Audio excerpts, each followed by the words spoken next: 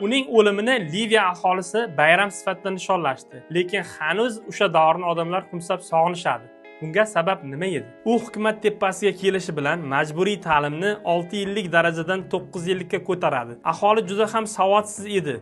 Savodxonlik darajasini 27% dan hukumat tepasiga kelishi bilan 10 yil mobaynida 51% ga oshiradi. Bilasizki, Afrikada qurg'oqchilik va o'lim darajasi juda yuqori. Uning 42 yillik hukmronligi mobaynida aholi 3 barobar ko'paydi va bolalarning o'lim sonini 9 barobarga kamaytiradi. Hattoki 1979-yilda aholi daromadi bo'yicha Buyuk Britaniya va Yaponiyani orqada qoldiradi. 2001-yildan 2005-yillarda inflyatsiya darajasining pastligi bo'yicha Liviya Guinness rekordlar kitobiga kiritiladi. Bu g'alayonga NATO aralashadi va buning so'ngida Muammar Kaddafi o'ldiriladi. G'alayon boshlangan vaqtda uni mamlakatni tark etish imkoniyati bor edi, lekin u bu yo'lni tanlamadi. O'limining so'ngida shundaqangi so'zlarni aytdiki: "Bolalarim, men sizni otangizman, meni o'ldirmang" dedi. Lekin uning so'zlariga parvo qilmagan g'alayonchilar uni kaltaklab, xo'rlab o'ldirishdi. Bir vaqtlar Afrikaning iqtisodiy jihatdan kuchli bo'lgan mamlakati hozirgi kunda